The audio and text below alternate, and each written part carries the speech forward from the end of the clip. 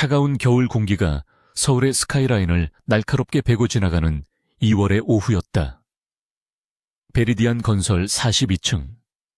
전략기획 법무팀장 이유진의 사무실은 도시의 정점을 발 아래 둔 것처럼 보였지만 지금 이 순간 그녀는 그 풍경을 전혀 인지하지 못했다. 그녀의 시선은 책상 위.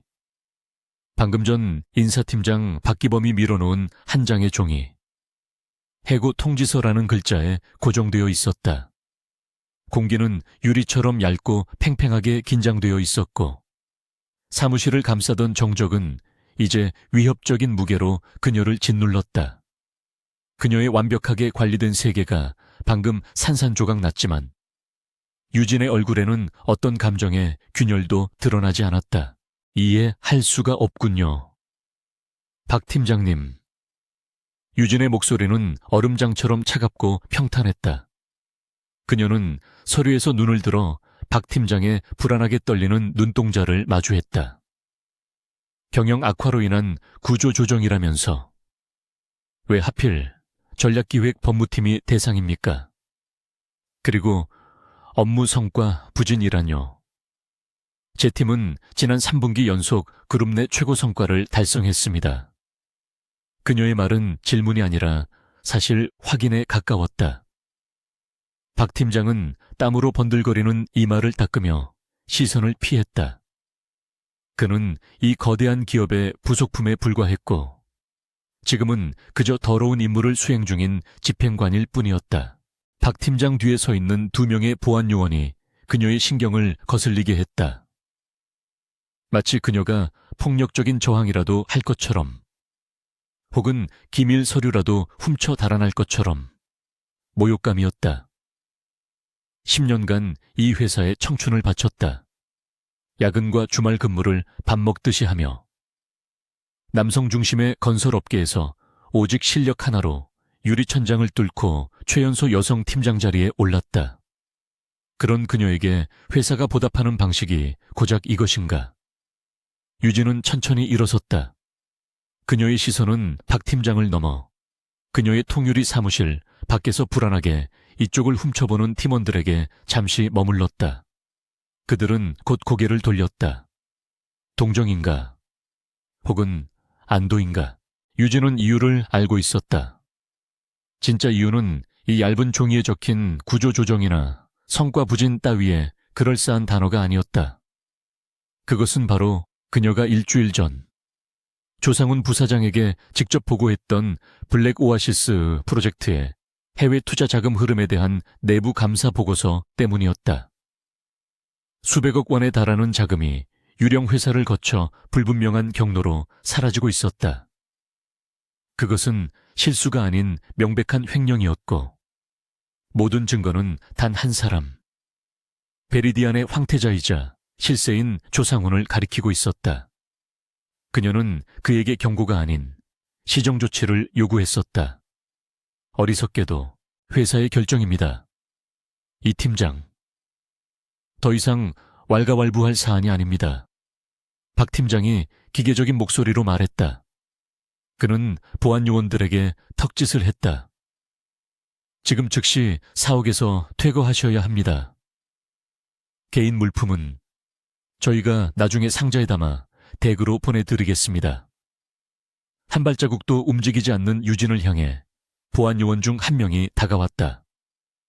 그의 손이 유진의 팔을 향하려 하자 유진이 얼음처럼 차가운 시선으로 그를 쏘아붙였다. 내 몸에 손대지 마. 그녀의 목소리는 낮았지만 강철 같은 위압감이 실려 있었다. 보안 요원이 움찔하며 물러섰다. 유진은 책상 위에 아무것도 건드리지 않았다. 그녀가 지난 10년간 쌓아 올린 모든 것, 그녀의 명예, 그녀의 경력, 그녀의 자부심이 모두 저 사무실 안에 남아 있었다. 그녀는 오직 자신의 핸드백 하나만을 집어들었다. 그녀가 사무실 문을 나서자 열린 공간에서 일하던 모든 팀원들이 일제히 고개를 숙였다. 아무도 그녀와 눈을 마주치지 못했다. 그것은 거대한 권력 앞에서 개인이 얼마나 무력해질 수 있는지를 보여주는 침묵의 행렬이었다. 유진은 꼿꼿한 자세로 마치 승전한 장군처럼 그들 사이를 걸어나갔다. 엘리베이터가 1층 로비에 도착하고 그녀가 마지막 관문을 통과하려 할 때였다. 보안 게이트에서 날카로운 경고음이 울렸다. 유진이 무심코 사원증을 태그하려 하자 붉은 불빛과 함께 접근 권한 없음이라는 메시지가 떴다. 박 팀장이 이미 그녀의 모든 권한을 정지시킨 것이었다. 뒤따라온 보안 요원이 자신의 카드로 게이트를 열어주었다. 마지막 순간까지 철저하게 가해지는 모욕감에 유진은 입술을 깨물었다. 유리문을 밀고 차가운 거리로 나서는 순간 거대한 베리디안 타워의 불빛이 마치 그녀를 비웃는 거인의 눈처럼 느껴졌다. 그녀는 택시를 잡지 않았다. 차가운 밤바람을 맞으며 무작정 걸었다. 얼마나 걸었을까? 한강 다리 위에 다다랐을 때였다. 강물은 도시의 불빛을 담고 검은 비단처럼 흘러가고 있었다. 이대로 뛰어내리면 모든 게 끝날까? 조상훈의 추악한 미소와 박 팀장의 비굴한 눈빛, 팀원들의 외면이 차례로 떠올랐다. 분노가 치밀어 올랐다. 하지만 그것은 절망적인 분노가 아니었다. 모든 것을 재로 만들고 다시 타오르는 불씨 같은 뜨겁고도 차가운 분노였다.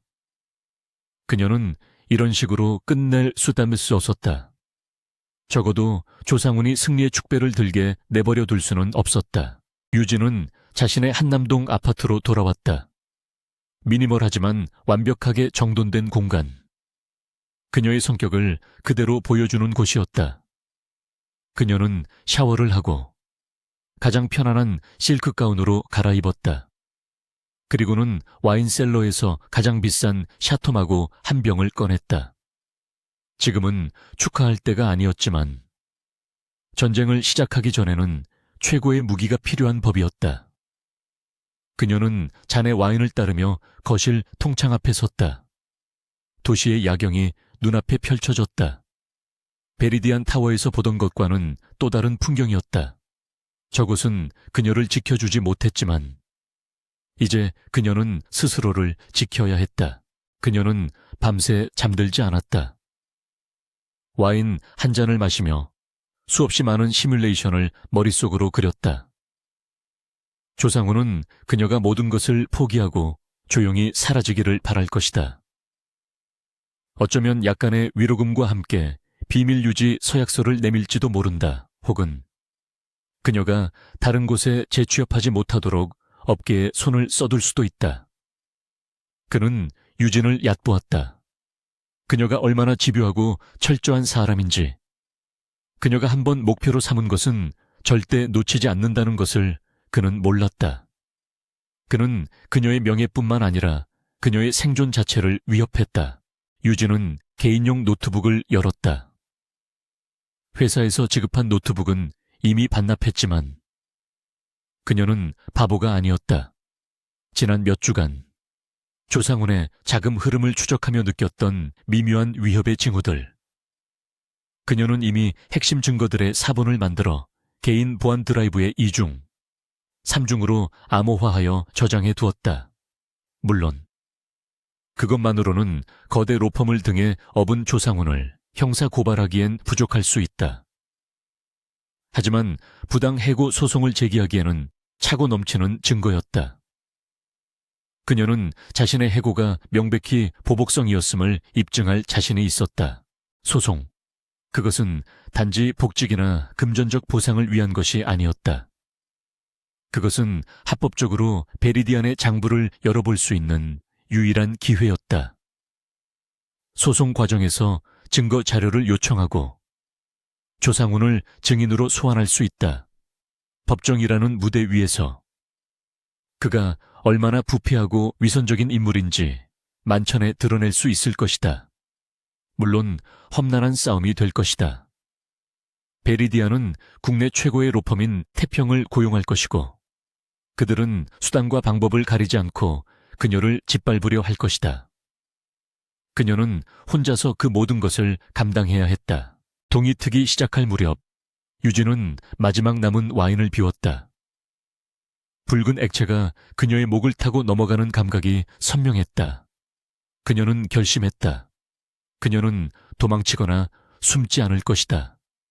자신의 모든 법률 지식과 전략적 사고, 그리고 강철 같은 의지를 총동원하여 정면으로 맞서 싸울 것이다. 그녀는 노트북을 닫고 욕실로 들어가 차가운 물로 세수했다. 거울 속의 자신은 피곤에 지쳐 있었지만 눈빛만은 그 어느 때보다 날카롭게 빛나고 있었다. 유진은 옷장으로 걸어가 가장 전투적인 옷, 짙은 네이비 색상의 파워 수트를 골랐다. 그녀는 변호사가 아니었지만 이제부터 그녀 자신이 그녀의 가장 강력한 변호인이 되어야 했다. 머리를 깔끔하게 빗어 넘기고 화장은 최소한으로 하되 붉은 립스틱으로 마지막 방점을 찍었다.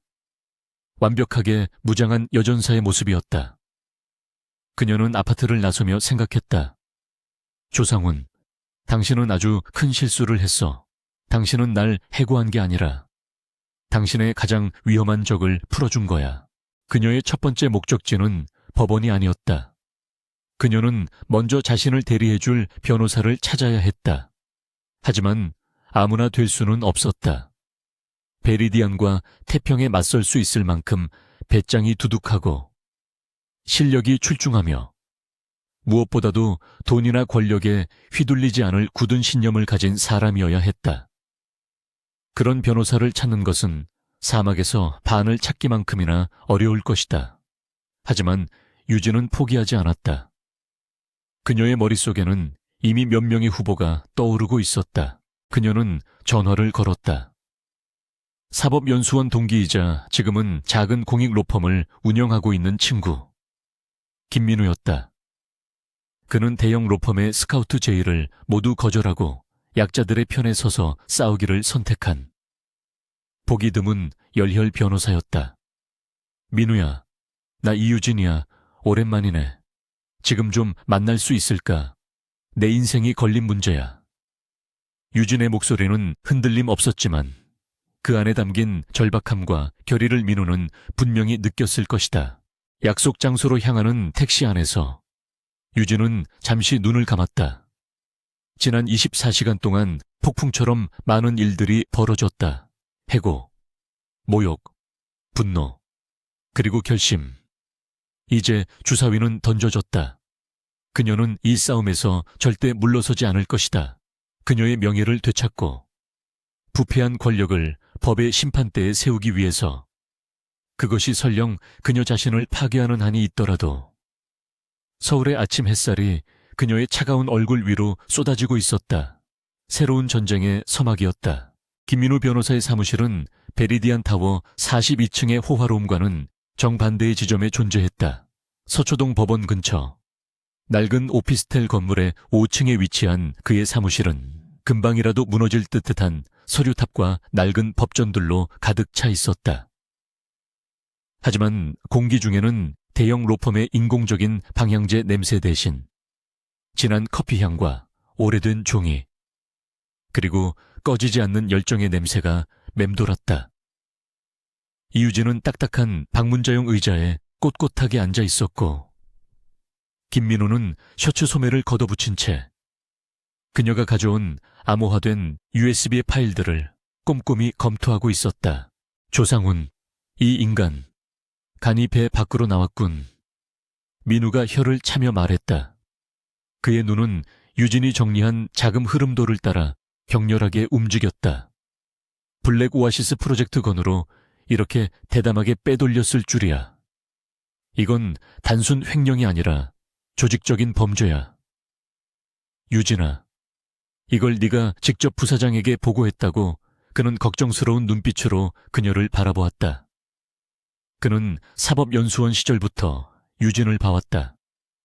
그녀는 언제나 가장 똑똑했고 가장 냉철했으며 단 한 번도 정도를 벗어난 적이 없는 친구였다. 그런 그녀가 이런 거대한 소용돌이의 중심에 서게 될 줄은 몰랐다. 유진은 고개를 끄덕였다. 보고했어. 그리고 정확히 72시간 뒤에 난 해고됐지. 그녀의 목소리에는 감정이 실려 있지 않았지만 그 건조함이 오히려 더 큰 분노를 암시했다. 민우야, 난 이 소송에서 이겨야겠어. 단순한 부당해고 소송이 아니야. 이건 조상훈을 법정에 세울 수 있는 유일한 기회야. 소송 과정에서 문서 제출 명령을 신청해서 베리디안이 감추고 있는 모든 장부를 열어봐야 해. 그녀의 전략은 명확했다.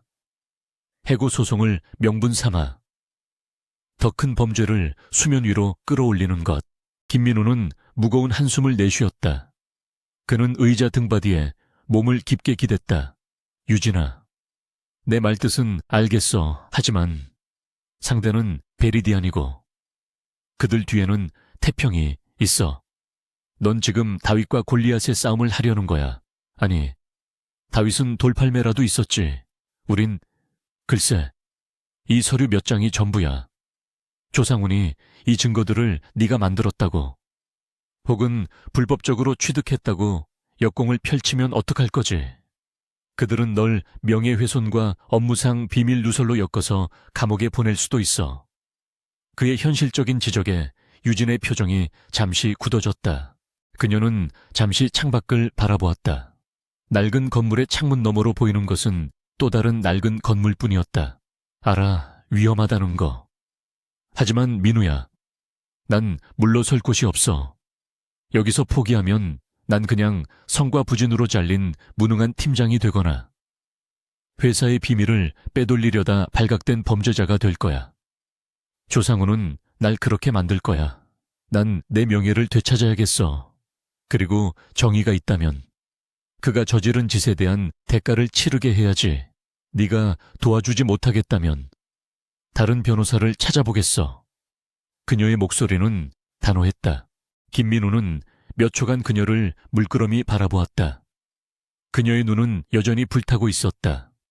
그는 결국 웃음을 터뜨렸다. 자조적인 웃음이었다. 내가 언제 안 하겠다고 했어. 좋아. 해보자. 내 말대로. 이게 골리앗의 발목을 잡을 수 있는 유일한 기회일지도 모르지. 대신 약속해. 절대 무리하지 않겠다고. 모든 건 내 법률적 판단 안에서 움직이는 거야. 넌 이제 베리디안의 법무팀장이 아니라 내 의뢰인일 뿐이니까. 그는 자리에서 일어나 유진에게 손을 내밀었다. 유진도 일어서서 그의 손을 맞잡았다. 차갑고 굳은 살이 박인. 그러나 신뢰할 수 있는 손이었다. 그날부터 그들은 전쟁 준비에 돌입했다. 김민우의 작은 사무실은 두 사람의 전략본부가 되었다.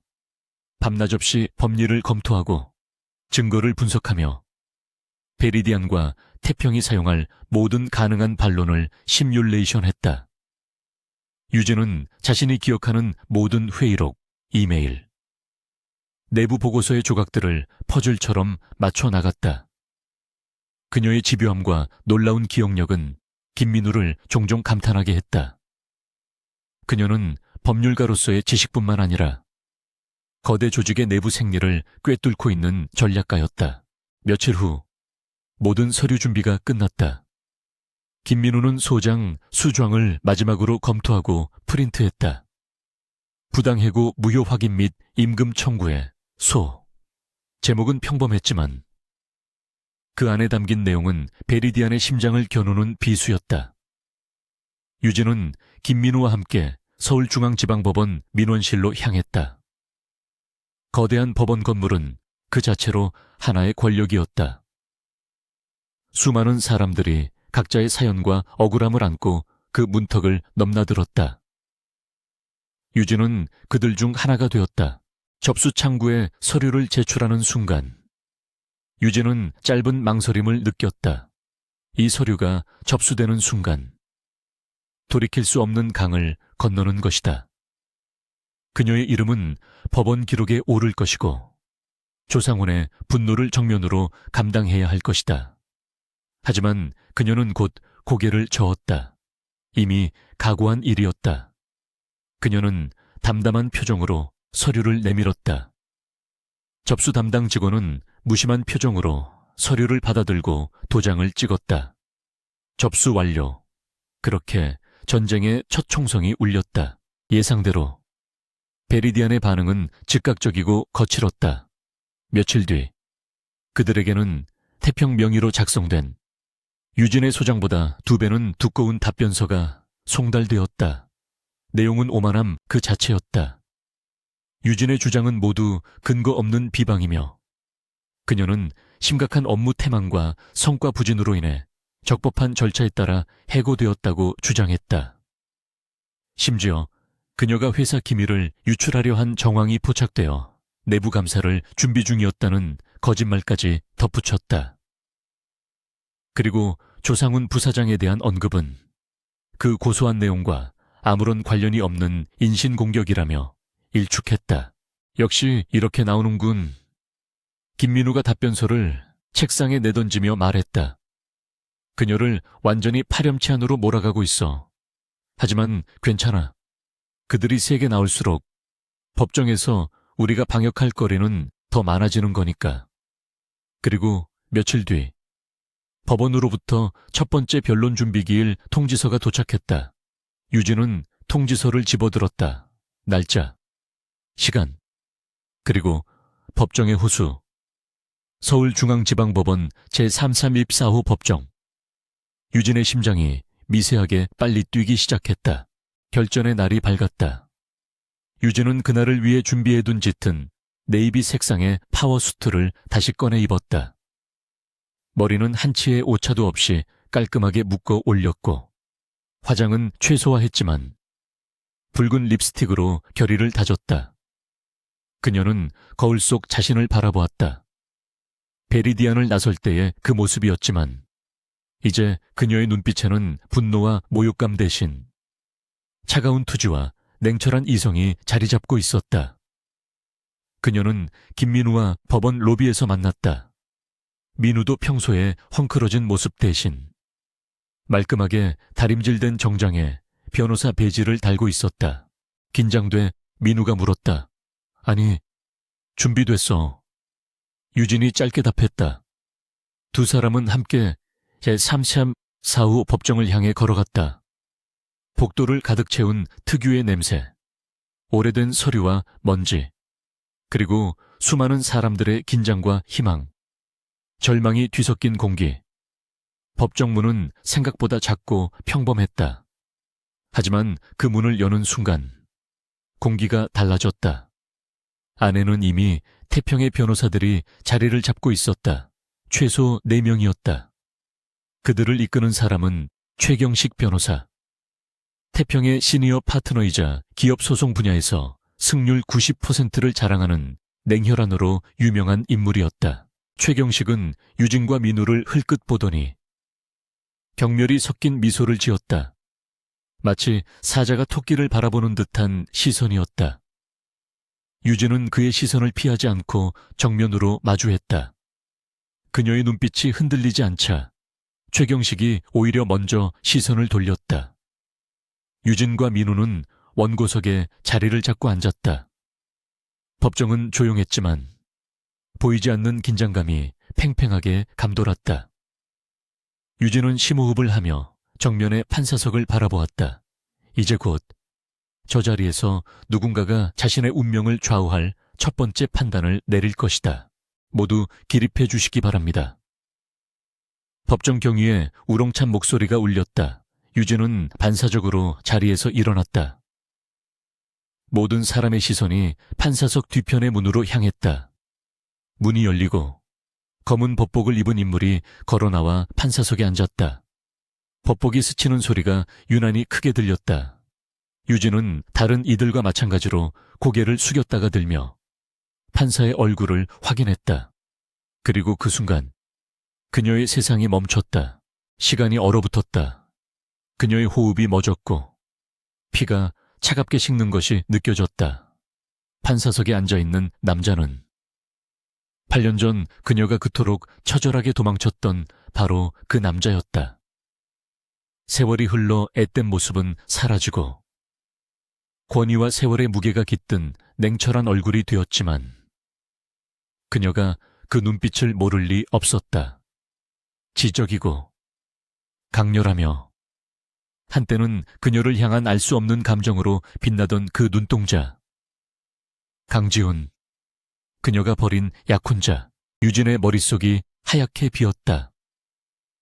지난 8년간 단 한 번도 그의 이름을 떠올리지 않으려 애썼다. 그가 법조인이 되었다는 소문은 어렴풋이 들었지만 이렇게, 하필이면 이런 최악의 순간에 자신의 모든 것을 걸고 싸우는 이 법정에서 그를 재판장으로 마주하게 될 줄은 상상조차 하지 못했다. 아이러니라는 단어로는 표현할 수 없는 잔인한 운명의 장난이었다. 그녀의 명예와 미래, 그리고 조상훈에 대한 복수까지. 모든 것이 8년 전 자신이 가장 비참하게 모욕했던 남자의 손에 달려 있었다. 강지훈 판사는 서류를 검토하며 법정 전체를 천천히 둘러보았다. 그의 시선은 피고석의 호화로운 변호인단을 지나 원고석에 멈췄다. 그의 눈이 유진의 얼굴에 정확히 꽂혔다. 1초, 2초, 영원처럼 느껴지는 시간이었다. 그의 눈동자에는 아주 미세한, 거의 알아차릴 수 없는 흔들림이 스쳐 지나갔다. 놀라움이었을까? 혹은 경멸이었을까? 하지만 그것은 순식간에 사라졌다. 그는 다시 완벽하게 감정을 지운 중립적인 판사의 얼굴로 돌아왔다. 지우는 손에 든 사건 파일을 내려다보았다. 그의 깊고 차분한 목소리가 정적을 깨고 법정 안에 울려 퍼졌다.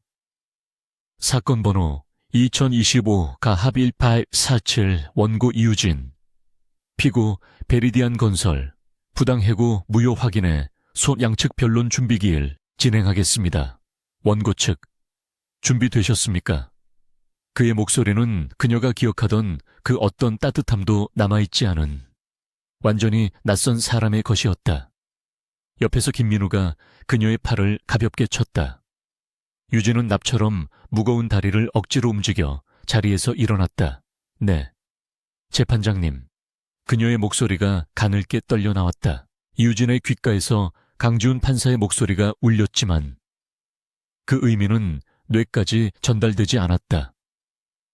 그녀의 모든 신경은 8년 전의 어느 봄날, 지독한 라일락 향기가 창문을 넘어오던 호텔 스위트룸의 거실로 달려가고 있었다.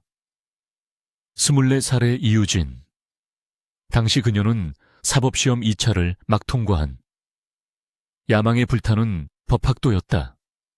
그리고 강지훈은 유망한 가문에 그녀와 마찬가지로 미래가 보장된 남자였다. 두 사람의 만남은 로맨스와는 거리가 멀었다. 그것은 두 거대 기업, M&A로 성장한 유진의 아버지 회사와 전통의 금융가였던 지훈의 가문이 결합하는 전략적 제휴의 마지막 퍼즐 조각이었다. 유진은 그 모든 과정을 마치 인형처럼 겪어냈다. 상견례, 약혼 예물 교환, 신혼집 인테리어 논의. 그녀의 의견은 중요하지 않았다. 그녀는 그저 강지훈의 아내라는 새로운 역할에 맞춰 재단되고 있을 뿐이었다. 지훈은 나쁜 사람이 아니었다. 오히려 그는 예의 바르고 지적이었으며 가끔은 자신과 마찬가지로 이 거대한 톱니바퀴 속에서 질식하고 있다는 듯한 눈빛을 보이기도 했다. 하지만 유진에게 그는 자유를 속박하는 족쇄의 상징일 뿐이었다.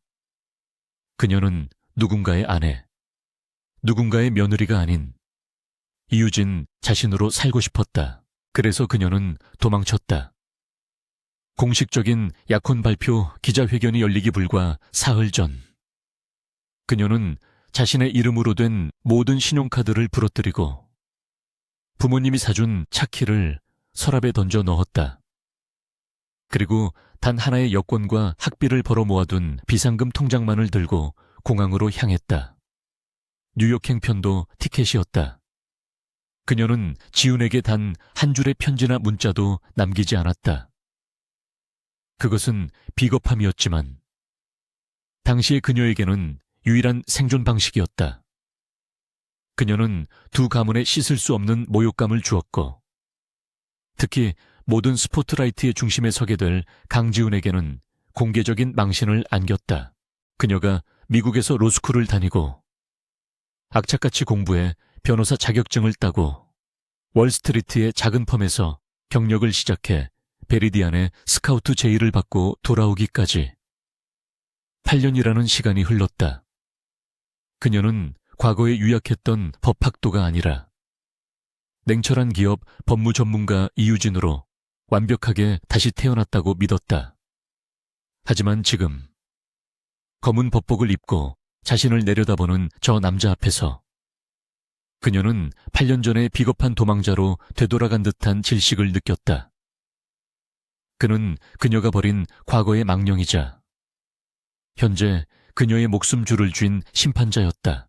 강지훈 판사의 시선은 더 이상 그녀에게 머물지 않았다. 그는 기계적인 정확함으로 서류를 넘겼다. 그의 얼굴은 감정을 읽을 선 없는 가면 그 자체였다. 8년 전 가끔 대화 중에 보이던 부드러운 미소나 고민에 잠길 때 미간을 찌푸리던 인간적인 흔적은 어디에도 없었다. 오직 법과 절차라는 강철 갑옷을 두른 차가운 사법부의 화신만이 존재할 뿐이었다. 유진은 깨달았다. 그는 그녀를 모르는 사람이 아니라 알지만 없는 사람으로 취급하고 있었다. 그것이 분노나 경멸보다 더 무서운 형벌처럼 느껴졌다. 원고 측 소송 대리인 김민우 변호사, 소장 진술하십시오. 강지훈의 목소리가 법정을 갈랐다. 김민우가 자리에서 일어나 준비해온 서면을 바탕으로 유창하게 변론을 시작했다. 존경하는 재판장님, 원고 이유진은 피고 베리디안 건설에서 전략기획 법무팀장으로 재직하며 후략 피고는 원고가 내부 감사를 통해 조상훈 부사장의 심각한 배임 및 횡령 정황을 보고하자 이에 대한 보복 조치로 후략 이는 명백한 부당해고에 해당합니다. 민우의 목소리는 힘이 있었고 논리 정연했다. 유진은 민우의 변론을 들으며 강지훈의 미세한 반응이라도 살피려 애썼다. 하지만 그는 돌부처와 같았다. 그는 민우를 바라보지도 유진을 바라보지도 않았다. 오직 자신의 앞에 놓인 사건 기록만을 응시하며 가끔씩 무언가를 메모할 뿐이었다. 그의 저런 모습은 유진이 알던 강지훈이 아니었다. 그녀가 기억하는 그는 비록 과묵했지만 감정 표현에 솔직하려 노력했던 사람이었다. 지금의 그는 마치 감정을 거세당한 기계처럼 보였다. 민우의 진술이 끝나자 강지훈의 시선이 피고석으로 향했다. 피고 측, 답변서 내용대로 진술합니까? 태평의 최경식 변호사가 거만한 태도로 일어섰다. 그는 법정 경험이 많은 베테랑이었고 이런 식의 계란으로 바위치기 소송을 수십 번은 짓밟아본 사람이었다. 그렇습니다. 재판장님, 원고의 주장은 아무런 실체적 증거가 없는 악의적인 비방에 불과합니다. 피고 회사는 적법한 경영 판단에 따라 후략, 오히려 원고는 재직 기간 중 심각한 근태 불량과 팀원들에 대한 부적절한 언행으로 여러 차례 경고를 받은 바 있습니다. 최경식은 교묘하게 논점을 흐렸다. 그는 횡령 의혹에 대해서는 관련 없는 비방으로 일축하고 해고 사유를 유진의 개인적인 결함으로 몰아갔다. 그는 말을 이어가며 은근한 시선으로 유진과 강지훈을 번갈아 훑어보았다. 특히 원고는 과거에도 중요한 약속을 일방적으로 파기하고 잠적하는 등 감정적이고 무책임한 성향을 보여왔습니다. 이런 성향이 업무에도 그 말이 나오는 순간 유진의 심장이 얼어붙었다. 최경식이 어디까지 알고 있는 것일까? 피고 대리인, 그 순간 강지훈의 차가운 목소리가 최경식의 말을 잘랐다. 최경식이 의아한 표정으로 입을 다물었다. 본안과 무관한 원고의 개인적 성향에 대한 언급은 삼가시기 바랍니다. 지금은 해고의 절차적, 실체적 적법성을 다투는 자리입니다. 답변서에 기재된 근태 불량과 부적절한 언행에 대한 구체적인 증거 자료 목록을 다음 기일까지 제출하십시오. 강지훈의 목소리에는 어떠한 감정도 실려 있지 않았지만 그 내용은 최경식의 의도를 정확히 차단하는 것이었다. 최경식의 미간이 미세하게 좁아졌다. 그는 자신의 교묘한 심리전이 먹혀들지 않자 약간 당황한 듯 보였다. 하지만 곧 노련한 변호사의 가면을 다시 쓰고는 고개를 숙였다. 네, 재판장님, 그렇게 하겠습니다. 강지훈은 다시 김민우를 향해 고개를 돌렸다. 원고 측, 피고가 주장하는 해고 사유, 징계 사유에 대한 반박 자료, 그리고 원고가 주장하는 보복성 해고의 근거, 즉 내부 감사 보고서와 그 보고가 조상훈 부사장에게 전달되었다는 증거를 정리하여 제출하십시오. 그의 요구는 양측 모두에게 공평했지만 유진에게는 더 무거운 짐을 지우는 것이었다. 조상훈에게 직접 보고했다는 것을 어떻게 증명할 것인가 1:1 대면 보고였고, 그녀는 이미 모든 회사 자료에 대한 접근이 차단되었다. 강지훈은 불가능한 것을 요구하고 있었다. 유진이 절망적인 눈빛으로 그를 바라보았지만 그는 여전히 서류만 보고 있었다. 그는 그녀를 도와주는 것도 방해하는 것도 아니었다. 그는 그저 법 그 자체로 존재하고 있었다. 이상으로 오늘 변론 준비 기일은 마치겠습니다. 다음 기일은 4주 후인 3월 15일 10시 30분 이 법정에서 속행하겠습니다. 강지훈은 기계처럼 일정을 고지하고는 자리에서 일어났다. 법정 안에 모든 사람들이 일어섰다. 그는 단 한 번도 유진이 있는 원고석을 향해 눈길을 주지 않고 법복자락을 날리며 퇴장문으로 사라졌다. 문이 닫히는 소리가 유진의 심장에 대모처럼 박혔다. 긴장이 풀리자 유진은 다리가 후들거리는 것을 느꼈다. 그녀는 의자에 거의 주저앉다시피 했다. 김민우가 걱정스러운 얼굴로 그녀의 어깨를 감쌌다. 괜찮아. 유진아 얼굴이 너무 창백해. 반대편에서는 최경식 변호사팀이 서류를 챙기며 승자의 여유로운 미소를 짓고 있었다. 그들은 유진과 민우를 향해 조롱하는 듯한 눈빛을 던지고는 법정을 빠져나갔다. 유진은 아무 말도 할 수 없었다. 첫 번째 전투는 시작도 하기 전에 끝난 기분이었다. 그녀는 거대한 벽에 부딪혔다. 하나는 베리디안과 태평이라는 권력의 벽이었고, 또 다른 하나는 강지훈이라는 과거의 업보가 빚어낸 얼음의 벽이었다. 그는 그녀의 편이 되어주지 않을 것이다. 그렇다고 공공연히 그녀를 짓밟지도 않을 것이다. 그는 가장 잔인한 방식으로, 즉 철저하게 공정한 절차라는 이름으로 그녀를 시험에 들게 할 터였다. 유진은 깨물었던 입술에서 비릿한 피맛을 느꼈다. 민우야, 유진이 간신히 목소리를 냈다. 그가 요구한 증거, 조상훈에게 대면 보고했다는 증거, 그거 찾기 전까진 우린 아무것도 못해. 김민우의 표정도 심각해졌다. 알아, 거의 불가능에 가깝지. 하지만 포기할 거야. 유진은 천천히 고개를 저었다. 그녀의 눈은 다시 초점을 찾고 있었다. 아니, 절대. 그가 법과 절차를 원한다면 나도 똑같이 해주겠어. 그가 상상도 못할 방식으로. 그녀는 강지훈이 만들어 놓은 이 차가운 법정 안에서 그를 뛰어넘을 방법을 찾아야만 했다. 8년 전의 도망자 이유진은 이제 없었다.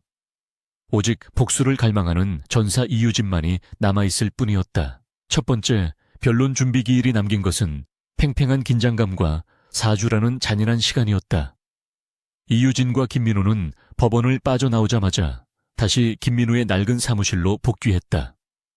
강지훈 판사가 요구한 결정적 증거, 즉 유진이 조상훈에게 직접 대면 보고를 했다는 증거는 두 사람의 손에 없었다. 그것은 유진의 기억과 주장 속에만 존재할 뿐 물리적인 증거가 될 수 없었다. 조상훈의 비서실을 통하지 않고 이루어진 비공식 독대였기에 방문 기록조차 남지 않았다. 그들은 완벽한 교착 상태에 빠진 것처럼 보였다. 방법을 바꿔야 해. 유진이 차갑게 식은 커피잔을 내려다보며 말했다. 그녀는 법정에서 강지훈을 마주한 충격에서 벗어나 다시 한번 강철 같은 이성으로 무장하고 있었다. 강지훈 판사는 우리가 조상훈의 횡령 사실을 입증하는 것을 원하는 게 아니야. 그는 오직 해고의 부당성과 보복성 사이의 인과관계만을 요구하고 있어. 그 연결고리가 바로 내보고 행위고. 김민우는 머리를 쥐어뜯었다. 알아, 아는데. 그게 증거가 없잖아, 조상훈이. 그런 보고 받은 적 없다고 잡아떼면 그만이야. 아니, 그는 법정에 나오지도 않을 거고. 최경식이 알아서 다 막아내겠지. 바로 그 순간. 김민우의 휴대폰이 쉴 새 없이 울리기 시작했다. 처음에는 무시하려 했지만 진동은 집요하게 이어졌다. 동료 변호사들, 심지어는 법조 기자들의 이름까지 떠 있었다. 대체 뭐야? 김민우가 의아해하며 전화를 받았다. 그리고 몇 초 뒤 그의 얼굴이 분노로 굳어졌다. 그는 전화를 끊자마자 노트북을 켰고 몇 개의 법조인 커뮤니티와 익명 게시판을 광속으로 클릭하기 시작했다. 화면에는 자극적인 제목의 글들이 실시간으로 올라오고 있었다. 유진의 심장이 차갑게 가라앉았다. 단독 베리디안 전직 법무팀장, 하급 남직원 성희롱 및 기밀 유출 혐의로 해고. 이유진 변호사, 실적 압박의 경쟁사로 이직준비 정황 포착. 권력을 이용한 사내 괴롭힘. 그녀의 두 얼굴. 베리디안의 방역은 법정 밖에서 가장 추악하고 비열한 방식으로 시작되었다. 조상훈과 최경식은 유진의 해고 사유를 보복성이 아닌 심각한 개인 비위로 덮어씌우기 위한 여론전을 시작한 것이었다. 그들은 유진의 내부 보고를 덮기 위해 그녀를 파렴치한 성범죄자이자 기밀 유출범으로 몰아가고 있었다. 이 개자식들이. 김민우가 책상을 내리쳤다. 이건 명백한 명예훼손이야. 당장 고소해야 해. 하지만 유진은 고개를 저었다. 그녀의 손은 분노로 떨리고 있었지만 목소리는 얼음장 같았다. 아니, 지금 고소하는 건 그들의 덫에 걸려드는 거야. 그들은 우리가 이 추잡한 진흙탕 싸움에 매달리게 만들어서 본안 소송의 본질을 흐리려는 속셈이야. 저 기사들 전부 익명이지 증거도 없고 전부 관계자에 따르면 뿐이야. 법정에서 받아들여질 리 없어. 하지만 그녀도 알고 있었다. 법정 밖에서 이미 그녀는 유죄 판결을 받고 있었다. 최경식의 전략은 잔인할 정도로 효과적이었다. 그들은 유진이 강지훈 판사에게 제출해야 할 보복성 해고의 증거, 즉 유진의 내부 보고 자체를 기밀 유출을 위한 조작된 문서로 폄훼하고 있었다. 유진이 횡령 증거를 내미는 순간 그들은 그것을 회사를 협박하기 위해 불법적으로 취득하고 조작한 자료라고 역공을 펼칠 터였다. 유진은 순식간에 자신의 명예를 지키기 위해 싸우는 원고에서 자신의 범죄를 덮기 위해 소송을 제기한 파렴치한으로 전락하고 있었다. 그녀는 완벽하게 고립되고 있었다. 유진과 김민우가 유일하게 희망을 걸고 있던 것은 유진의 전 팀원이었던 박지수 대리였다. 그는 유진이 조상훈의 횡령 정황을 포착했을 때 자료 수집을 도왔던 유일한 인물이었다.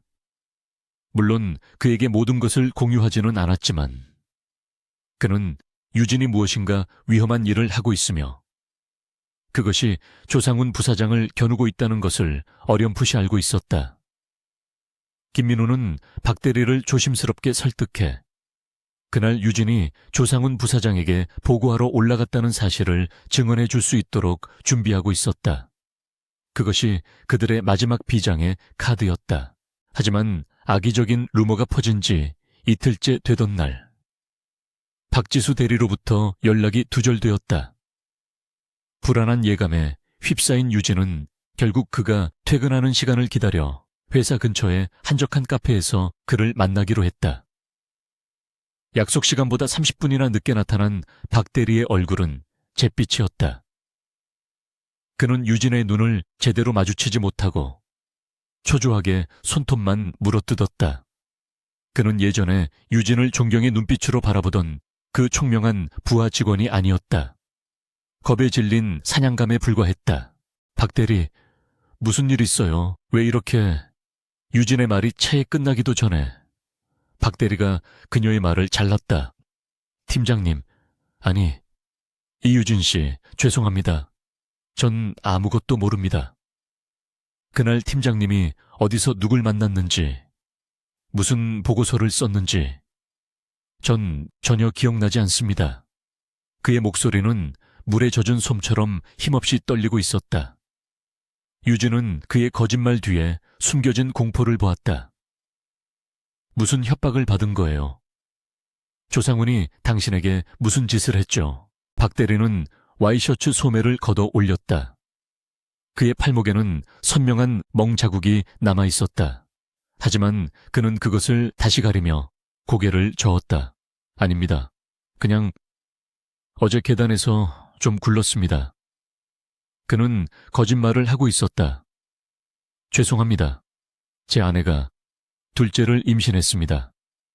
그리고 저희 아버지가 운영하시는 작은 공장에 갑자기 세무조사가 들어왔습니다. 아무 이유 없이요. 전 가정을 지켜야 합니다.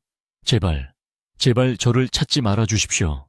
그는 거의 울먹이며 자리에서 일어났고 도망치듯 카페를 빠져나갔다.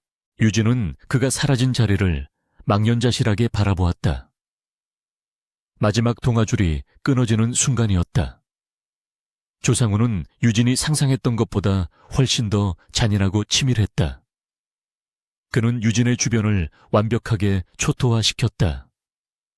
익명의 루머로 그녀의 공신력을 파괴했고 유일한 증인이 될 수 있었던 박 대리에게는 그의 인생 자체를 담보로 협박을 가했다. 이제 유진에게 남은 것은 아무것도 없었다. 그녀가 모아둔 횡령 증거들은 그녀의 보복성을 입증해줄 증인의 부재로 인해 그저 불법적으로 취득한 기밀 더미로 전락할 위기에 처했다. 그날 밤 유진은 자신의 아파트에서 혼자 조상훈의 횡령 증거가 담긴 USB를 내려다보았다. 이것을 다음 재판에 제출하면 어떻게 될까? 강지훈 판사는 어떤 표정을 지을까? 최경식은 기다렸다는 듯이 이것을 불법 증거로 몰아붙이며 자신을 형사 고소할 것이다. 강지훈은 법과 원칙에 따라 증거 능력이 없는 자료로 판단하고 기각할지도 모른다. 혹은 8년 전의 복수심으로 그녀를 비웃을지도 모른다. 그녀는 사면 초계에 몰렸다. 한편 그 시각 베리디안 타워 최고층에 위치한 조상훈 부사장의 집무실에서는 승리의 축배가 오가고 있었다. 최경식 변호사가 정교한 크리스털 잔에 코냑을 따르며 보고했다. 여론전은 성공적입니다. 이미 법조계에서는 이유진이 돈에 눈이 멀어 회사를 배신하려 했다는 소문이 파다합니다. 박지수 대리건도 깨끗하게 처리했습니다. 아마 다시는 그녀 앞에 나타나지 못할 겁니다. 조상우는 시가 연기를 내뿜으며 만족스럽게 웃었다. 수고했어. 최 변호사, 감히 개미가 거인을 물어뜯으려 했으니 밟아주는 게 예의지. 최경식은 잔을 들었다. 다만 한 가지, 재판장인 강지훈 판사. 그자가 조금 거슬립니다. 너무 원칙주의자라 우리의 의도대로 움직여주질 않는군요. 조상우는 코웃음을 쳤다. 원칙도 힘이 있을 때나 지키는 거야. 다음 재판에 이유진이 증거랍시고 뭔가를 내밀겠지. 그때 그걸로 역고소해서 아예 매장시켜버려. 판사도 별 수 없을 거야. 증거가 없는데 어쩔 건가. 법복입은 샌님일 뿐이지. 그들의 오만함은 하늘을 찔렀다. 유진은 USB를 다시 서랍 깊숙이 넣었다. 그녀의 눈은 텅 비어 있었지만 그 안에서 차가운 불꽃이 다시 타오르기 시작했다. 고립되었다. 증거도 약해졌다. 하지만 포기할 수는 없었다. 그녀는 김민우에게 전화를 걸었다. 민우야, 나야. 우리 계획을 전면 수정해야겠어. 조상훈이 나를 고립시켰다고 생각하겠지만 그는 실수를 했어. 잃을 게 없는 사람만큼 위험한 건 없거든. 다음 재판. 나 혼자 들어가겠어. 김민우가 경악하는 소리가 수화기 너머로 들려왔다. 유진은 창밖의 어두운 도시를 바라보며 말을 이었다. 법정 안에서 내가 직접 증거가 될 거야. 4주라는 시간은 이유진에게 뼈를 깎는 고통의 시간이었다. 조상훈과 최경식 변호사가 시작한 여론전은 법정 밖에 세상을 완벽하게 장악했다. 그녀는 불륜과 성희롱, 기밀 유출이라는 꼬리표가 붙은 채 사회적으로 매장당하고 있었다. 김민우 변호사는 언론중재위원회와 포털 사이트를 상대로 외로운 싸움을 벌였지만 한번 찍힌 낙인은 지워지지 않았다. 유일한 증인이었던 박지수 대리는 조상훈의 그림자에 삼켜져 버렸다. 그의 가족은 야반 도주하듯 이사했고 그는 심각한 우울증이라는 명목하에 강제 휴직 처리가 되었다. 유진은 자신이 거대한 톱니바퀴에 끼어 으스러지는 느낌을 받았다. 그리고 3월 15일 봄 기운이 완연한 날씨와는 정반대로 제3입4호 법정의 공기는 살얼음판처럼 차가웠다. 피고석에 앉은 최경식 변호사팀은 승리를 확신하는 여유로운 미소를 띠고 있었다. 그들이 쌓아 올린 서류 더미는 마치 조상훈의 권력을 과시하는 듯 했다. 그 순간 법정 문이 열리고 강지훈 판사가 입장했다. 유진은 애써 시선을 피했지만 그의 차가운 존재감은 법정 전체를 압도했다. 그는 8년 전의 강지훈이 아니었다. 그녀의 운명을 쥔 심판자였다. 강지훈은 어떠한 감정의 동요도 없이 서류에만 시선을 고정한 채 재판의 시작을 알렸다. 예상대로 최경식 변호사가 먼저 포문을 열었다. 그는 유진 측이 제출한 소명 자료들을 조목조목 반박하며 그녀의 도덕성을 공격하는 데 집중했다. 재판장님, 피고 회사가 원고를 해고한 것은 단순히 성과 부진 때문만이 아닙니다. 저희가 추가로 확보한 증거에 따르면 원고는 자신의 우월적 지위를 이용하여 팀 내 남직원들에게 지속적으로 사적인 만남을 요구하고 이를 거부할 경우 인사평가에서 최하 등급을 주는 등 그는 익명 게시판의 글들을 마치 사실인 양교묘하게 포장했다. 김민우가 격분하여 증거도 없는 인신공격입니다 라고 외쳤지만 최경식은 눈 하나 깜짝하지 않았다.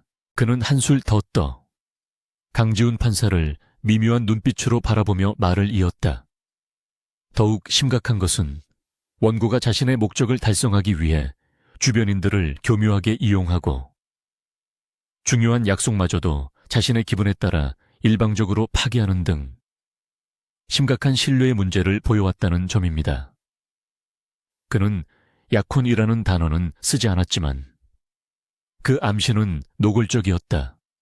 이러한 원고의 성향을 볼 때 원고가 주장하는 내부 감사 보고서 역시 조상훈 부사장을 협박하여 더 큰 이익을 얻어내려다 실패하자 앙심을 품고 조작했을 개연성이 매우 높습니다. 어쩌면 이 법정에서도 재판장님의 동정심을 유발하여 땅 강지훈의 법봉이 이전보다 훨씬 더 세게 책상을 내리쳤다. 법정 전체가 그 소리에 얼어붙었다. 최경식의 교활한 미소가 얼굴에 굳어졌다. 피고 대리인 강지훈의 목소리는 분노가 아닌 극도로 차가운 이성으로 가득 차 있었다. 첫째, 입증되지 않은 익명 게시판의 글은 증거 능력이 없습니다. 둘째, 본안과 무관한 원고의 과거 행적이나 성향을 언급하며 재판부의 판단을 흐리려는 시도는 명백한 소송 방해 행위입니다. 그는 최경식을 뚫어질 듯이 응시했다. 마지막으로 방금 재판부의 동정심이라는 용어를 사용하며 재판장의 공정성을 모욕했습니다. 변호인의 지위를 망각한 심각한 발언입니다. 한 번만 더 금도를 넘는 발언을 할 경우 법정 질서 유지법에 따라 감치 또는 과태료에 처할 것임을 엄중히 경고합니다. 유진은 자신도 모르게 숨을 참고 있었다. 강지훈의 경고는 최경식의 얼굴을 창백하게 만들기에 충분했다. 그는 방금 유진을 보호한 것이 아니라 사법부의 권위를 지킨 것이었다. 하지만 그 결과는 유진에게 유리하게 작용했다. 최경식이 한 발 물러서는 것을 확인한 김민우가 즉시 방역에 나섰다. 재판장님의 현명한 판단에 감사드립니다. 피고 측이 이토록 원고를 인신공격하는 이유는 단 하나.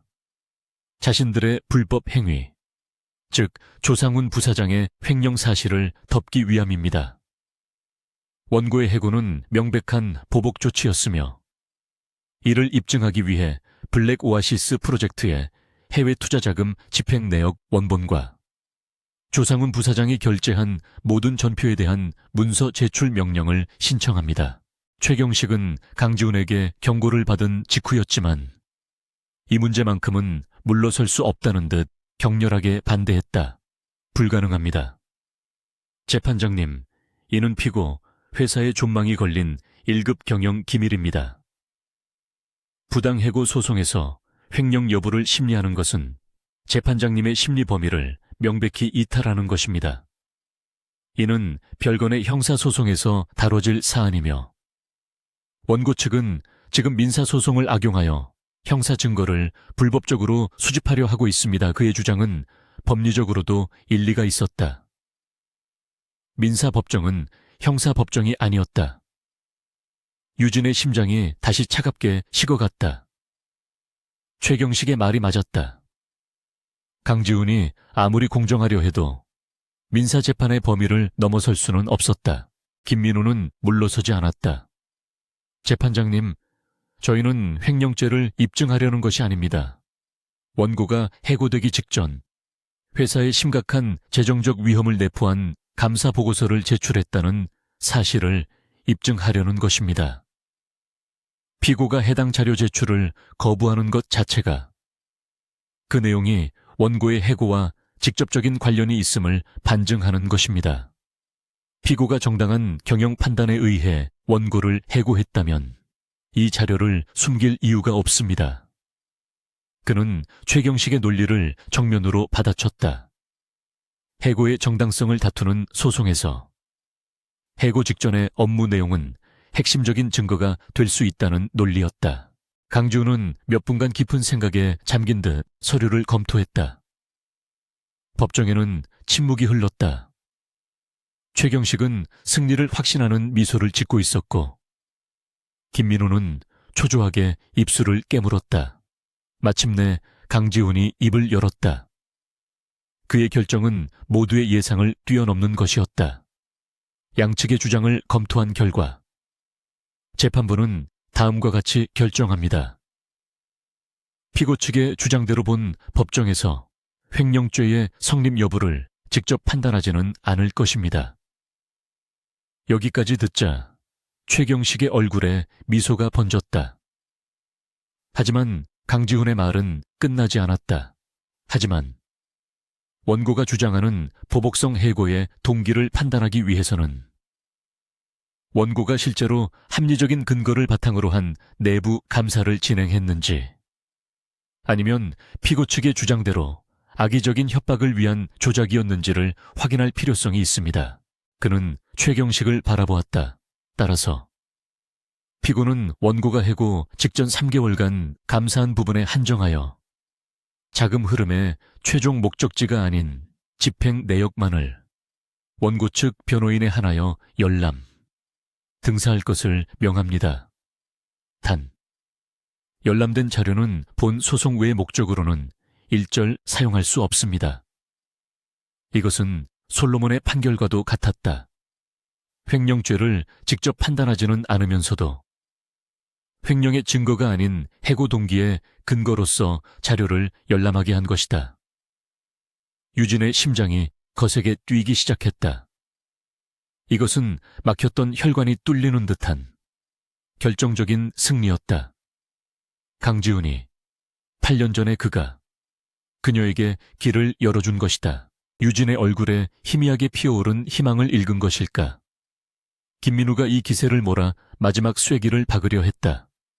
재판장님, 감사합니다. 추가로 원고의 주장을 뒷받침할 핵심 증인인 박지수 대리의 진술서를 이에 있습니다. 최경식이 기다렸다는 듯이 소리쳤다. 그는 방금 문서 제출 명령으로 입은 타격을 만회해야 했다. 재판장님, 박지수 대리는 현재 심각한 우울증으로 인해 병원에 입원 중이며 정상적인 진술이 불가능한 상태입니다. 저희가 확보한 진단서입니다.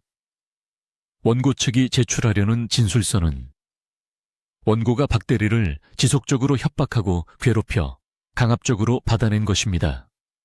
증거 능력이 없습니다. 그는 조상훈의 협박으로 입원한 박 대리의 상황을 역으로 이용했다. 김민우가 분노에 차서 반박했다. 거짓말입니다. 피고 측의 협박으로 원고 대리인 강지훈이 그를 제지했다. 그의 시선은 차갑게 식어 있었다. 그는 최경식이 제출한 병원 진단서를 검토했다. 진술인의 건강 상태가 진술서의 증거 능력에 직접적인 영향을 미친다고 보기는 어려우나 피고 측에서 진술의 임의성 자발성 자체를 강력하게 다투고 있습니다. 또한 진술인이 현재 법정에 출석하여 반대 신문을 받을 수 없는 상태임이 명백합니다.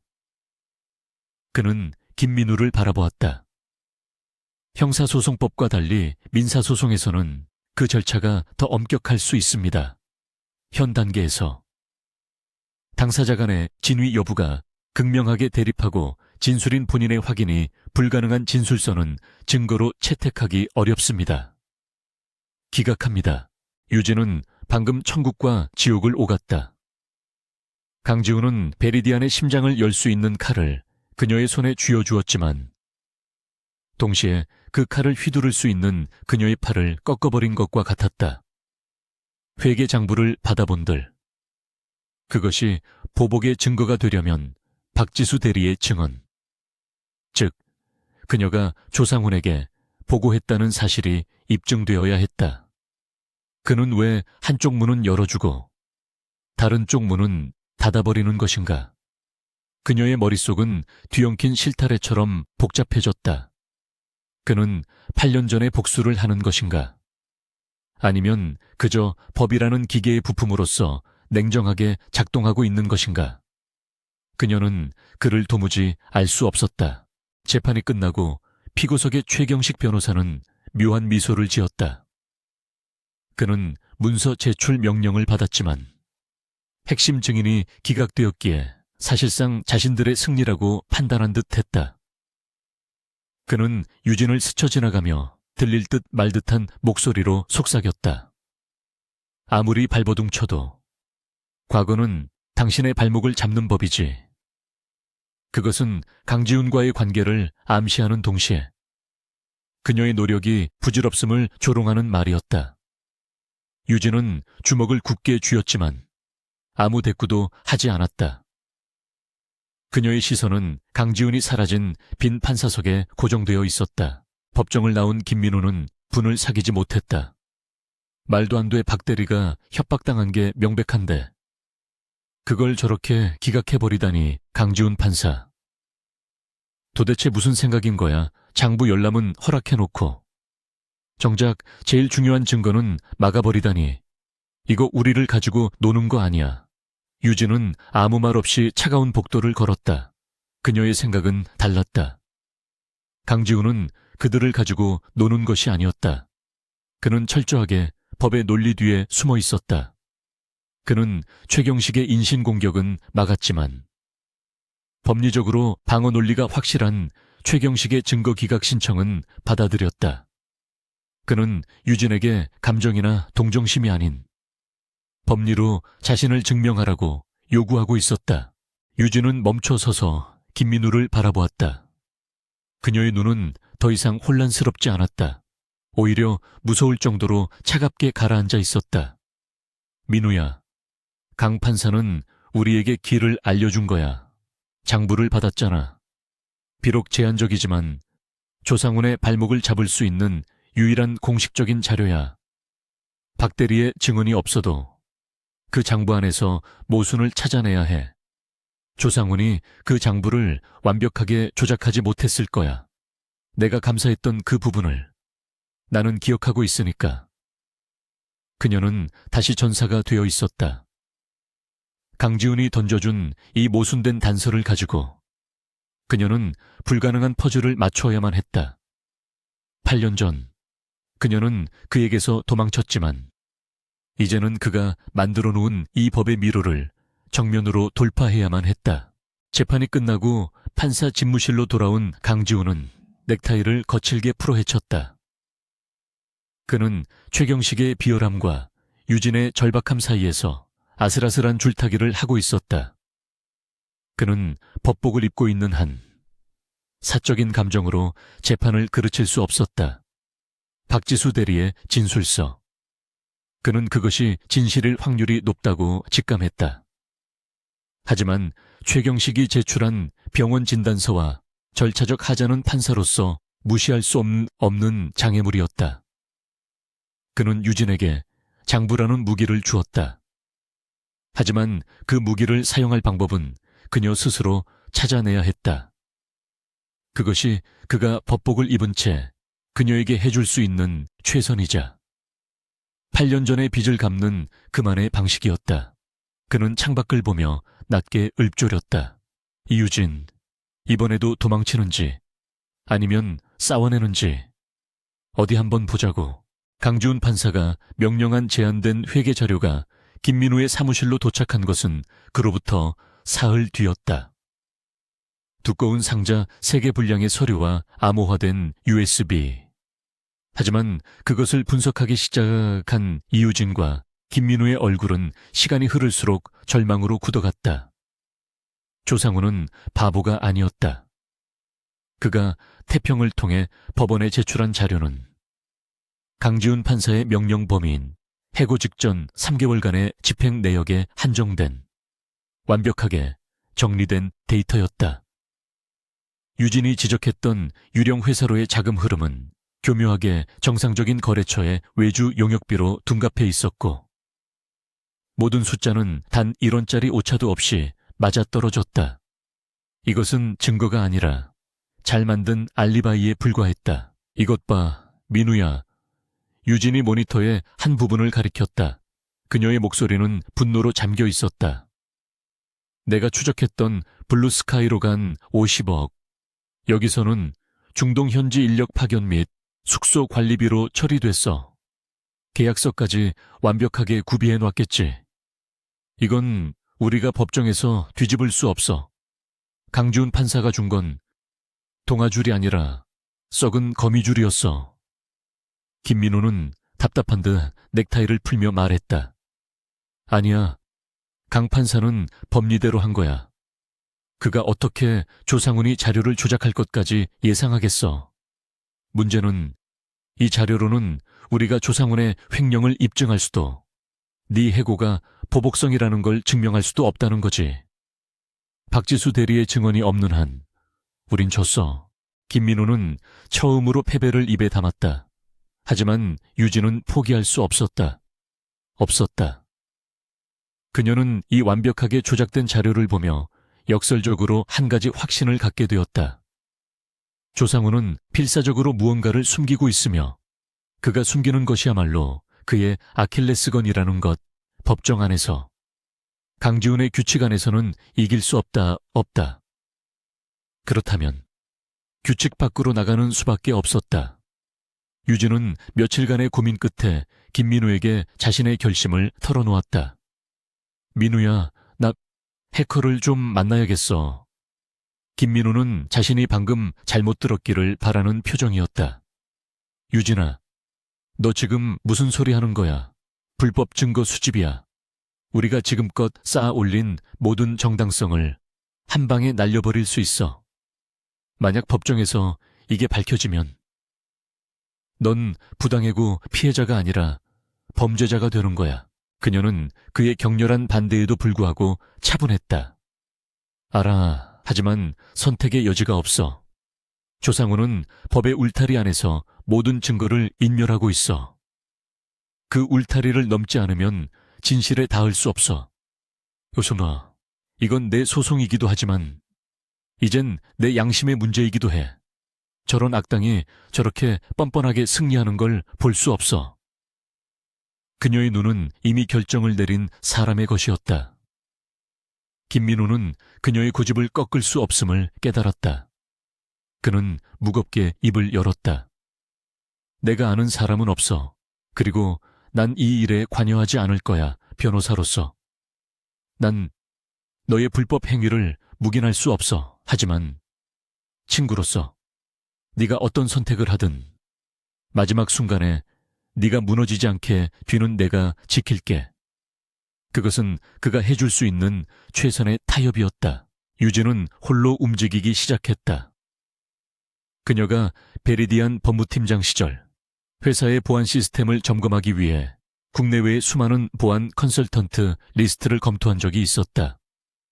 그 중에는 실력은 최고지만 윤리적인 문제로 업계에서 기피되는 인물이 하나 있었다. 코드네임 하데스. 유진은 수소문 끝에 어두컴컴한 용산 전자상가 뒷골목의 한 오피스텔에서 그를 만날 수 있었다. 그는 20살 후반으로 보이는 창백한 얼굴의 청년이었고 그의 공간은 수십 개의 모니터 불빛으로 가득 차 있었다. 그는 유진의 이야기를 듣고는 비웃었다. 베리디안 그 철옹성을요. 변호사님이 지금 저한테 범죄를 교사하는 겁니까? 유진은 자신이 가진 모든 비상금과 적금을 깬 통장을 그의 앞에 내밀었다. 돈 때문이 아니야. 당신이 조상훈의 위선을 뚫을 수 있는 유일한 사람이라고 들었어. 난 정의를 원해. 하지만 법이 그걸 주지 못하더군. 당신이 찾아낸 자료는 내가 책임지고 합법적인 증거로 만들겠어. 이건 내 모든 것이 걸린 일이야. 하데스는 통장을 밀어내고 유진의 눈을 오랫동안 바라보았다. 그의 눈동자에 호기심이 어렸다. 정의 변호사님 같은 사람이 그런 순진한 말을 하네요. 좋아, 돈은 필요 없어. 대신 성공하면 조상훈이 가진 제일 비싼 와인 한 병을 받는 걸로 하지. 베리디안의 보안망. 예전부터 한번 뚫어보고 싶었거든. 유진이 초조하게 결과를 기다리는 며칠 동안 강지훈 판사 역시 자신과의 싸움을 벌이고 있었다. 그는 판사 집무실에 홀로 앉아 베리디안이 제출한 완벽한 회계 자료와 이유진이 소장과 함께 제출했던 조잡한 횡령 의혹 자료를 나란히 펼쳐놓고 있었다. 베리디안의 자료는 법리적으로 흠잡을 데가 없었다, 말 데가 없었다. 반면 유진의 자료는 박지수 대리의 증언 없이는 그저 의심에 불과했다. 하지만 강지훈은 법복 뒤에 숨겨진 직감으로 알고 있었다. 유진의 자료가 진실에 더 가깝다는 것을. 그는 최경식이 박지수 대리를 어떻게 압박했는지, 조상훈이 어떤 식으로 회계장부를 조작했는지 눈에 보듯 선했다. 강지훈은 법관의 윤리 강령을 떠올렸다. 법관은 공정성의 외관을 유지해야 한다. 그는 유진에게 장부라는 기회를 주었다. 하지만 그녀가 그것을 증명해내지 못한다면 그는 법과 원칙에 따라 조상훈의 손을 들어줘야만 했다.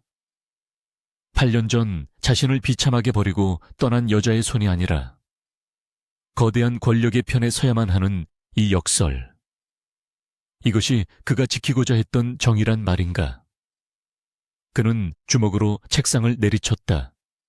그는 이유진이 이기기를 바라고 있었다. 아니, 정확히는 진실이 이기기를 바랐다.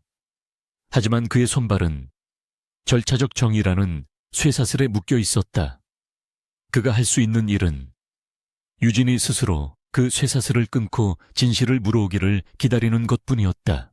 그날 밤 유진의 휴대폰이 암호화된 메시지 알림음과 함께 짧게 진동했다. 하데스였다. 약속 장소인 한강 둔치의 인적 드문 주차장. 하데스는 차 안에서 노트북 화면을 그녀에게 돌렸다. 조상훈, 이 인간 보통이 아니더군요. 베리디안의 메인 서버는 미끼였어요.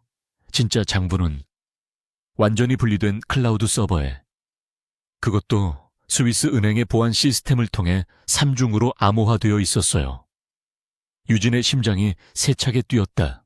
뚫었어. 하데스가 피식 웃었다. 이게 내가 찾은 겁니다. 그가 재생 버튼을 눌렀다. 노트북 스피커에서 치직거리는 잡음과 함께 익숙한 목소리가 흘러나왔다. 조상훈이었다. 하지만 그는 누군가에게 빌고 있었다. 제발 시간을 좀 더 주십시오. 블랙 오아시스 건은 어떻게든 막아내겠습니다. 그 여자, 이유진은 제가 처리했습니다. 그러니까 제발 제 아들만은. 유진은 숨이 멎는 것 같았다. 조상훈은 횡령범인 동시에 누군가에게 협박을 받고 있었다. 그는 주범이 아니라 중간 관리자에 불과했을지도 모른다. 하데스는 음성 파일을 끄고 다른 폴더를 열었다. 그 안에는 조작되기 전에 블랙 오아시스 원본 회계 장부 파일이 들어있었다. 조상훈이 빼돌린 수백억 원의 자금이 유령 회사를 거쳐 최종적으로는 단 하나의 스위스 계좌로 흘러들어간 내역이 적나라하게 드러나 있었다. 그리고 그 계좌의 예금주는 유진이 전혀 예상하지 못했던 이름이었다. 이건 말도 안 돼. 유진은 자신의 눈을 의심했다. 이것은 단순한 횡령 사건이 아니었다. 베리디안 그룹의 근간을 뒤흔들 훨씬 더 거대하고 추악한 음모의 일부였다. 유진의 손에 USB가 쥐어졌다. 여기에는 조상훈을 무너뜨릴 수 있는 핵폭탄이 담겨 있었다.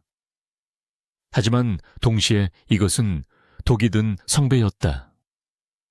이 증거는 명백한 불법 수집 증거, 즉 독수독과 두슈 두구오의 원칙에 따라 법정에서 증거 능력을 인정받지 못할 가능성이 컸다.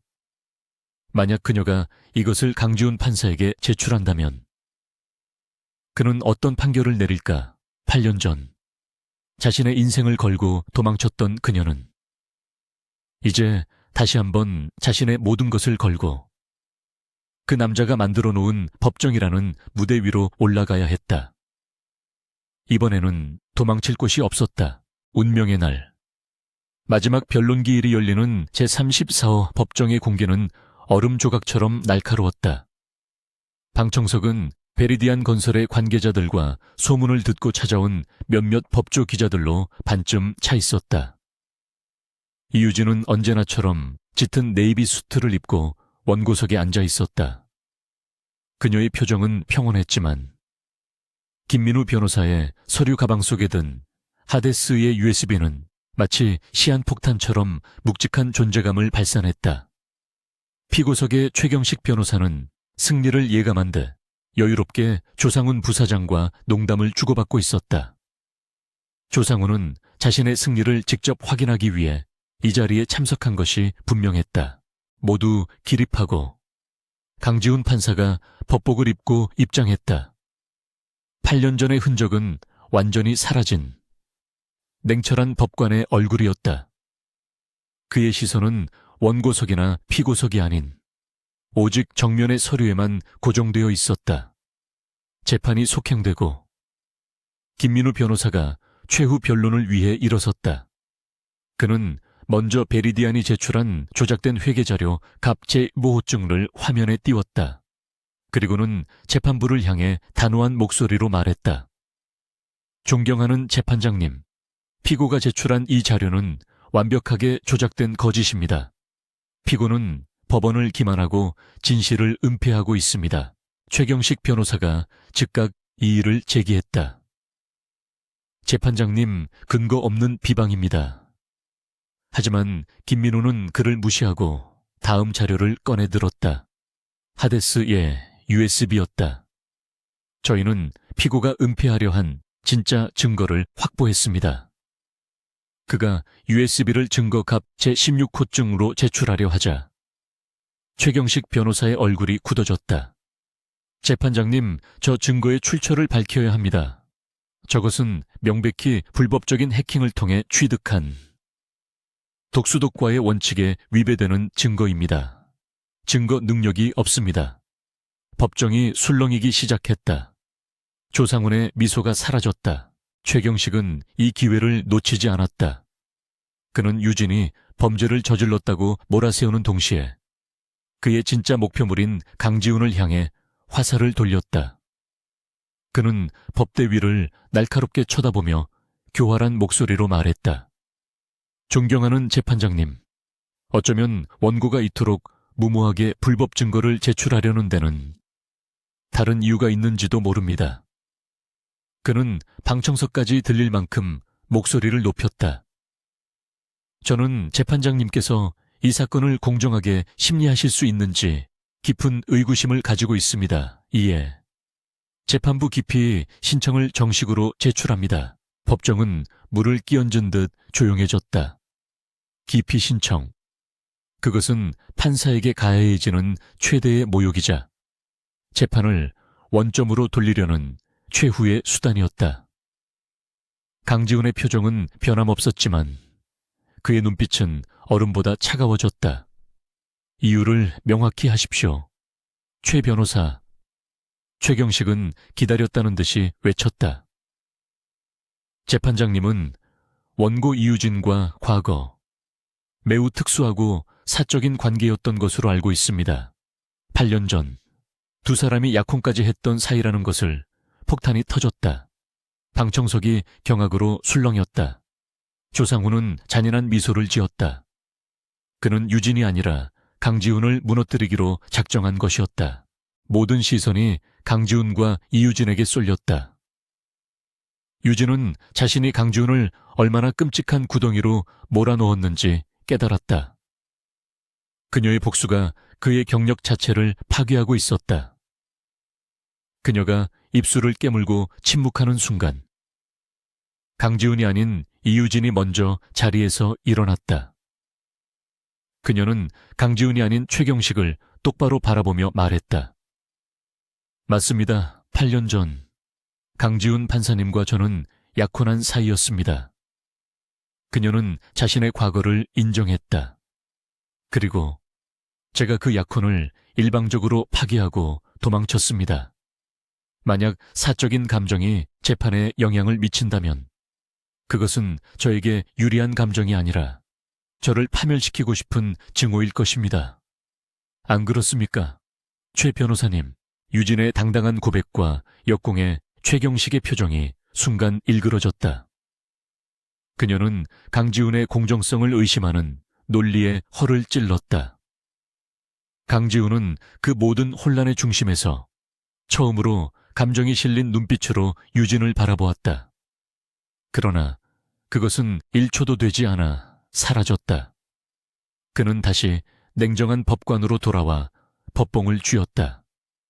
그는 최경식의 기피 신청서를 내려다보았다. 피고 측의 기피 신청은 재판의 공정성을 위한 것이 아니라 진실이 드러나는 것을 막기 위한 소송 지연 행위로 판단됩니다.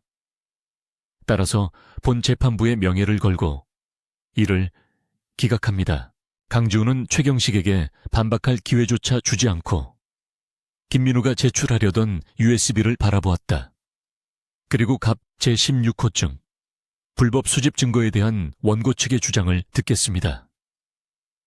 김민우는 침착하게 하데스가 찾아낸 두 번째 증거, 즉 조상훈이 누군가에게 협박당하는 내용이 담긴 음성 파일을 재생할 준비를 했다.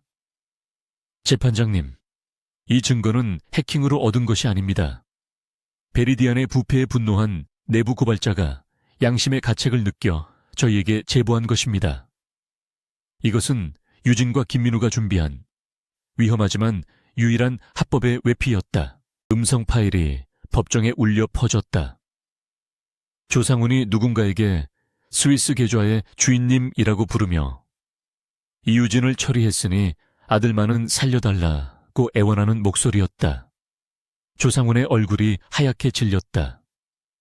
최경식이 조작입니다. 증거 능력 없습니다. 라고 외쳤지만 이미 분위기는 넘어왔다. 강지훈은 음성 파일을 중지시켰다.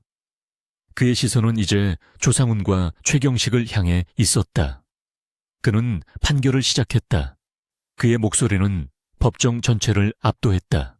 매언저 본 민사소송에 대한 판결을 시작하겠습니다.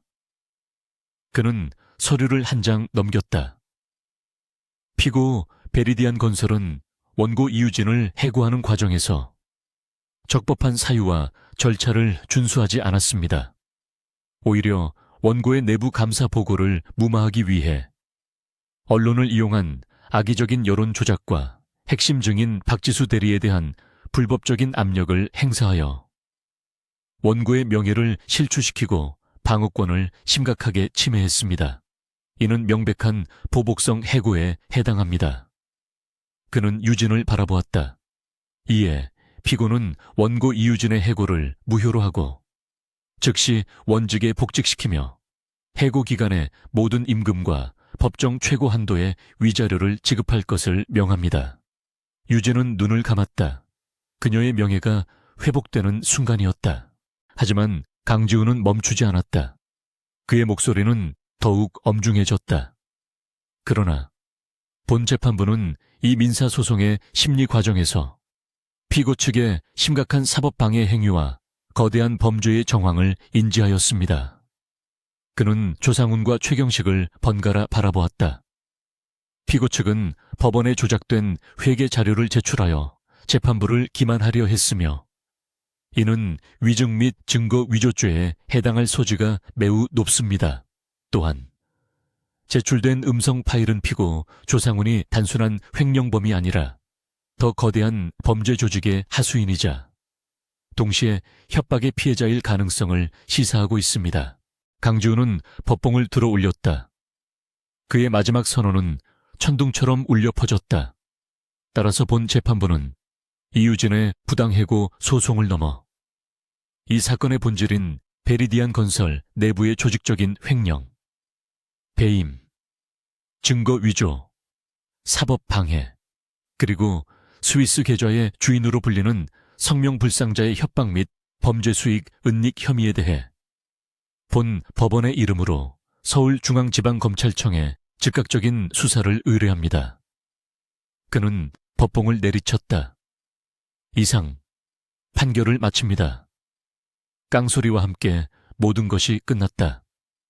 조상훈은 그대로 주저앉았고 최경식은 넋이 나간 표정이었다. 법정이 소란에 휩싸인 사이 강지훈은 법복을 날리며 퇴장했다. 유진은 한동안 자리에서 일어날 수 없었다. 그녀는 이겼다. 조상훈을 이긴 것이 아니라 거대한 부패의 고리를 법의 심판대 위에 올려놓았다. 김민우가 그녀의 어깨를 꽉 쥐었다.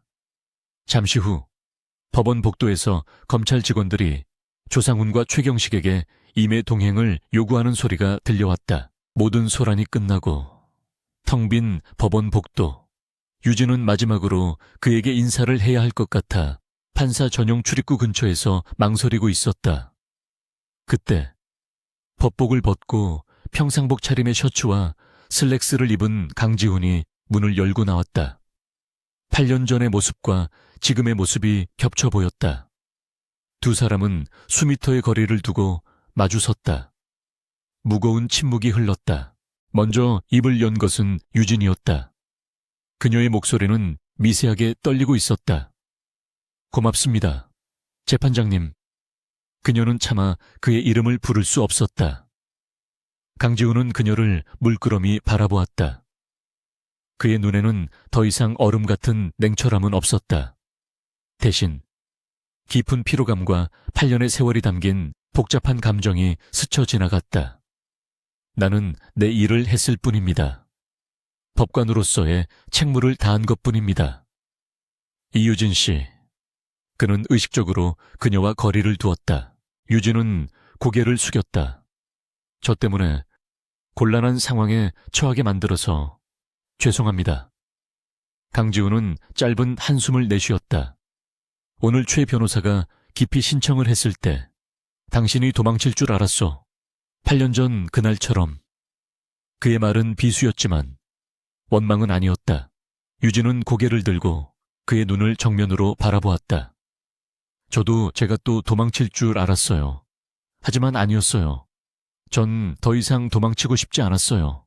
두 사람 사이에 길고 긴 침묵이 흘렀다. 과거의 상처와 현재의 안도, 그리고 미래에 대한 불확실성이 뒤섞인 시간이었다. 강지훈이 먼저 몸을 돌렸다. 검찰에서 당신을 부를 거요. 증인이 아니라. 어쩌면 불법 증거 수집에 대한 참고인으로. 그는 그녀에게 현실을 상기시켰다. 알고 있습니다. 하지만 당신은 오늘 법정에서 진실을 선택했소. 법은 그 선택을 기억할 거요. 그는 그녀에게 마지막 말을 건넸다. 강지훈은 그녀를 지나쳐 복도 저편으로 걸어가기 시작했다. 유진은 그의 뒷모습을 바라보았다. 그는 8년 전 그녀가 버렸던 과거였지만 오늘 그녀의 미래를 구원해준 현재였다. 지훈 씨, 유진이 자신도 모르게 그의 이름을 불렀다. 강지훈이 걸음을 멈췄지만 뒤돌아보지는 않았다. 유진은 더 이상 아무 말도 하지 않았다. 아니, 할 필요가 없었다. 그녀의 목소리에 담긴 수천 개의 감정, 미안함, 고마움, 그리고 존경심이 그에게 전달되었음을 알 수 있었다. 강지훈은 잠시 멈춰 서 있다가 다시 묵묵히 자신의 길을 걸어갔다. 유진도 반대 방향으로 몸을 돌렸다. 두 사람은 로맨스로 다시 묶이지 않았다. 그들은 법정이라는 가장 치열한 전쟁터에서 서로의 명예를 걸고 싸웠고 각자의 방식으로 정의를 지켜낸 두 명의 성숙한 어른으로 남았다. 유진은 법원 건물의 유리문을 밀고 밖으로 나왔다. 눈부신 봄 햇살이 그녀의 얼굴 위로 쏟아졌다. 길고 어두웠던 터널이 끝난 순간이었다. 조상훈과 그 배후의 스위스 계좌는 이제 검찰의 손에 넘어갔다. 그녀의 진짜 싸움은 끝났고 새로운 인생이 시작되고 있었다.